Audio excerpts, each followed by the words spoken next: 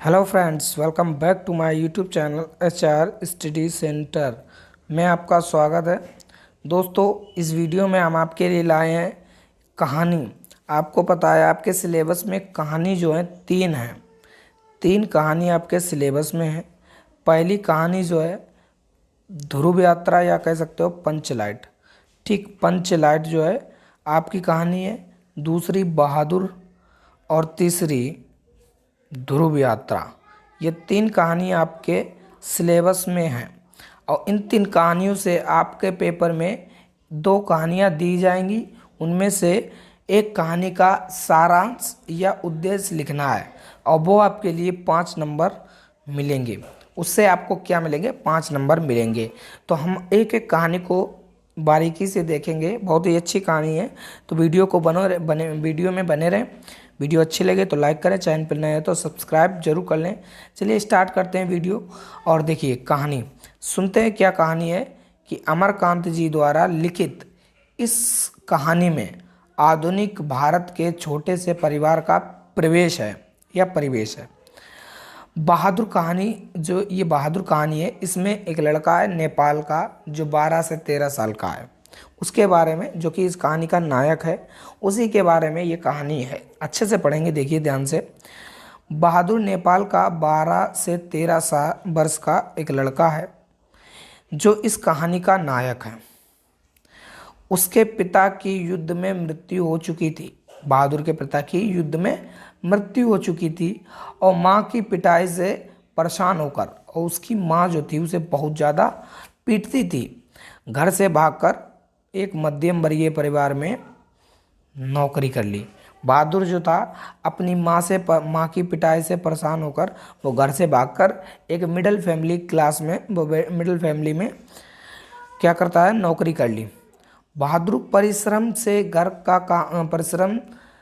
घर में काम करता था। बड़ा मेहनत से काम करता था बहादुर घर में, जिससे गृह स्वामिनी निर्मला, जो कि उस घर की मालकिन थी निर्मला, बहुत खुश रहती थी। ठीक, निर्मला ने उसका नाम बहादुर रख दिया क्योंकि वो बहुत बहादुर था, बहुत ज़्यादा काम करता था, घर का सभी कामकाज करता था। बहादुर देर रात तक काम करता और सुबह जल्दी उठकर काम में जुट जाता। ठीक, जुट जाता। वह इसी में खुश था और हर समय हंसता रहता था।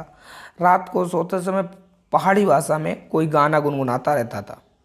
ठीक है, हंसना और हंसाना मानो उसकी आदत बन गई थी। किशोर निर्मला का उद्दंड बेटा था, जो कि घमंडी था, रईस था है। उसने अपने सारे काम बहादुर को सौंप दिए थे। किसने? अशोक ने सारे काम उसको बहादुर को सौंप दिए थे। यदि बहादुर उसके काम में तनिक सी भी असावधानी होती थी, यदि उसके काम में तनिक सी भी असावधानी होती थी तो उसकी पिटाई करता था। बहादुर की वो पिटाई कर देता था। कौन? अशोक। पिटकर बहादुर एक कोने में चुपचाप खड़ा हो जाता और कुछ देर बाद पूर्वत काम में लग जाता था। तो बहादुर इतना बहादुर था कि अशोक जो था उसे पीटता था और पिटकर कोने में खड़े होकर वो चुपचाप रोता रहता था और कुछ देर बाद वो पूर्वत काम में लग जाता था। ठीक, एक दिन किशोर ने बहादुर को सुअर का बच्चा कह दिया। किशोर ने बहादुर को सुअर का बच्चा कह दिया। बहादुर इस गाली को सहन ना कर सका और उसने उसका काम करने से मना कर दिया। अब तो घर की स्थिति यह हो गई थी कि तनक सी भी गलती होने पर भी किशोर और निर्मला उसे जमकर पीटते थे। बहादुर को पहले निर्मला भी उससे बहुत प्रेम करती थी। ठीक, लेकिन समय बीतता जाता है तो व्यवहार बदलता जाता है, आपको भी पता है। मारपीट और गालियों के कारण बहादुर से गलतियां और भूलें अधिक होने लगीं। अब जिसको ज़्यादा पीटोगे मारोगे उससे गलतियां अक्सर होती रहती हैं। बहादुर से गलतियां और अधिक भूलें होने लगीं। एक रविवार को निर्मला के रिश्तेदार अपनी पत्नी और बच्चों के साथ निर्मला के घर आए। अब निर्मला के जो रिश्तेदार थे वो निर्मला के घर आए रविवार को। अचानक उस रिश्तेदार की पत्नी नीचे फर्श पर चारपाई और कमरे के अंदर कुछ ढूंढने लगी। निर्मला के घर पे जो रिश्तेदार आए थे, तो उसकी जो पत्नी थी नीचे फर्श पर और चारपाई और कमरे के अंदर कुछ ढूंढने लगी। पूछने पर उसने बताया कि उसके 11 रुपए खो गए हैं। जब उससे पूछा गया तो वो बोली कि मेरे 11 रुपए खो गए हैं। उसने चारपाई पर ही निकाल कर रखे थे। इसके बाद घर के सभी लोग बहादुर पर संदेह करने लगे। सभी लोग बहादुर पर शक करने लगे। बहादुर ने रुपए उठा लेने से इनकार कर दिया। सभी ने खूब पीटा और पुलिस के सुपुर्द करने की धमकी भी दी। सब सोच रहे थे कि पिटाई के डर से वह अपना अपराध स्वीकार कर लेगा, किंतु जब उसने रुपए लिए ही नहीं तो वह कैसे कहता कि रुपए उसने उठाए थे। तो देख रहे हो, बहुत ही ज़्यादा व्यवहार बदल जाता है अक्सर। ठीक, तो उठा लेने से इनकार कर दिया। सभी ने खूब पीटा, पुलिस के सुपुर्द करने की धमकी भी दी और वह सोच रहे थे कि पिटाई के डर से वह अपना अपराध जो है स्वीकार कर लेगा, किंतु जब उसने रुपए लिए ही नहीं थे तो वह कैसे कह देता कि रुपए उसने उठाए थे।